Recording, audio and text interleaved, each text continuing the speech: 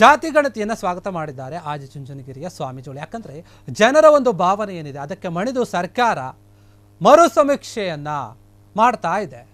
ರಾಜ್ಯ ಸರ್ಕಾರದ ಈ ಒಂದು ನಿರ್ಧಾರ ಏನಿದೆ ಅದನ್ನು ನಾವು ಸ್ವಾಗತ ಮಾಡ್ತೀವಿ, ಒಳ್ಳೆಯ ಕೆಲಸವನ್ನು ಮಾಡ್ತಾ ಇದೆ. ಆದರೆ ಸರ್ಕಾರದ ಒಂದು 15 ದಿನಗಳಲ್ಲಿ ಏನಿದೆ ಸಮೀಕ್ಷೆಯನ್ನು ಮಾಡೋಕ್ಕೆ ಹೊರಟಿದೆ. 15 ದಿನದಲ್ಲೇ ನಾವು ಮಾಡ್ತೀವಿ ಅಂತ ಹೇಳಿ ಸರ್ಕಾರ ತನ್ನ ತೀರ್ಮಾನವನ್ನು ಕೈಗೊಂಡಿದೆ. ಆದರೆ ಇದು ಏನಾಗಿದೆ, ಈಗ ನವರಾತ್ರಿ ಒಂದು ಸಮಯ ಆಗಿರೋದ್ರಿಂದ 9 ದಿನ ರಜೆ ಇರುತ್ತೆ ಜನಗಳಿಗೆ. ಆದ್ದರಿಂದ ಜನ ಹಬ್ಬಗಳಿಗೆ ಹೋಗ್ತಾ ಇರ್ತಾರೆ. ಈ ಸಮಯದಲ್ಲಿ ಸಮೀಕ್ಷೆ ನಡೆಸೋಕೆ ಆಗಲ್ಲ, ಯಾಕಂದರೆ ನಡೆಸೋಕೆ ಜನರು ಕೂಡ ಸಿಗಲ್ಲ ಅಂತ ಹೇಳ್ತಾ ಇರುವಂಥ ಸರ್ಕಾರ ಏನಿದೆ ಮರು ಸಮೀಕ್ಷೆ ಮಾಡ್ತಾ ಇದೆಯಲ್ಲ, ಅದನ್ನು ನಾವು ಸ್ವಾಗತ ಮಾಡ್ತೀವಿ.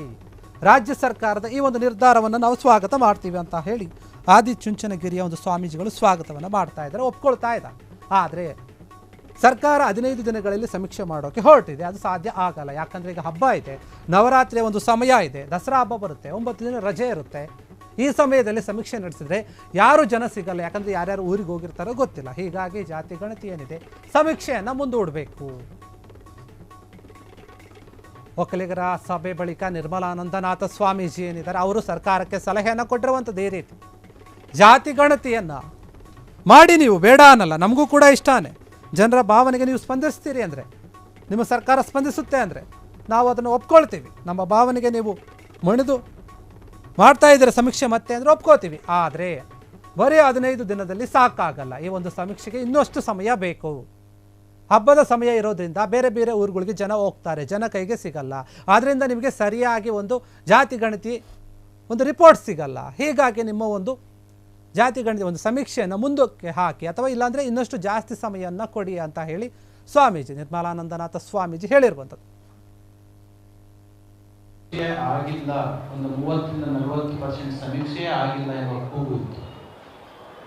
ಇದನ್ನ 3-4 ವರ್ಷಗಳ ಕಾಲ ಸಾಕಷ್ಟು ಸೂಕ್ಷ್ಮವಾಗಿ ಪರಿಶೀಲಿಸಲಾಗಿ ಒಂದು ವಿವೇಕಯುತವಾಗಿರ್ತಕ್ಕಂಥ ನಿರ್ಧಾರಕ್ಕೆ ನಮ್ಮ ಕೇಂದ್ರ ಸರ್ಕಾರ ಬಂದು ಜನರ ಭಾವನೆಗಳಿಗೋಸ್ಕರನೇ ಸರ್ಕಾರ ಇರ್ತಕ್ಕಂಥದ್ದು, ನಾಡು ಇರ್ತಕ್ಕಂಥದ್ದು.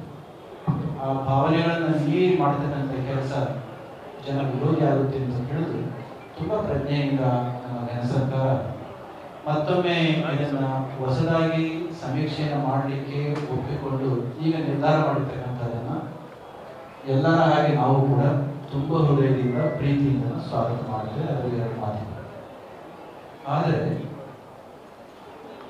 ಸ್ವಾಮೀಜಿಯವರು ಈಗಾಗಲೇ ಹೇಳಿದ ಹಾಗೆ ನಮ್ಮ ದೇಶದಲ್ಲಿ, ನಮ್ಮ ಪರ್ಟಿಕ್ಯುಲರ್ ಈ ನಾಡಿನಲ್ಲಿ ಏನು 15 ದಿನಗಳ ಕಾಲ ಸಮೀಕ್ಷೆ ಮಾಡಲಿಕ್ಕೆ ಹೊರಟಿದ್ವಲ್ಲ, ಈ 15 ದಿನಗಳ ಕಾಲ ಅದರಲ್ಲಿ ಬಹುಮುಖ್ಯವಾಗಿ 9 ದಿನಗಳು ನವರಾತ್ರಿಯಂದೇ ಪ್ರಸಿದ್ಧಿಯಾಗಿ ತಾಯಂದಿರಾದಿಯಾಗಿ ಎಲ್ಲರೂ ಕೂಡ ನವರಾತ್ರಿಯ ವ್ರತಗಳಲ್ಲಿ ಪೂಜೆಗಳಲ್ಲಿ ಮುಗಿದಿರ್ತಕ್ಕಂಥ ದಿನ.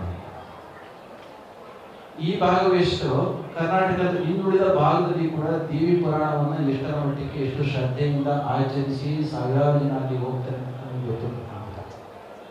ಒಟ್ಟಾರೆ ರಾಜ್ಯದ ದೃಷ್ಟಿಯಿಂದ ಈ 15 ದಿನಗಳಲ್ಲಿ 9 ದಿನಗಳ ಕಾಲ ಮತ್ತು 10 ದಿನಗಳ ಕಾಲ ನವರಾತ್ರಿಯ ಸಂಭ್ರಮದ ದಿನಗಳಲ್ಲಿ ಎಲ್ಲರೂ ಮುಳುಗಿರುವ ಕಾಲಘಟ್ಟದಲ್ಲಿ ಈ ಒಂದು ಸಮೀಕ್ಷೆಯನ್ನು ಮಾಡಲಿಕ್ಕೆ ಹೊರಟ್ರೆ ಯಾವ ಮಟ್ಟಕ್ಕೆ ಇದು ಪೂರ್ಣ ಫಲಿತಾಂಶವನ್ನು ಕೊಡಲಿಕ್ಕೆ ಸಾಧ್ಯ ಅಂತಕ್ಕಂಥದ್ದು ಒಂದು ಭಾವ.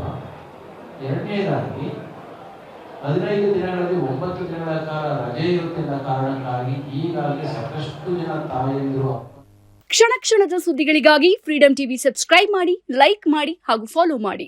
ಹೊಸ ಸುದ್ದಿಗಳ ನೋಟಿಫಿಕೇಶನ್ಗಾಗಿ ಬೆಲ್ ಐಕಾನ್ ಮೇಲೆ ಕ್ಲಿಕ್ ಮಾಡಿ.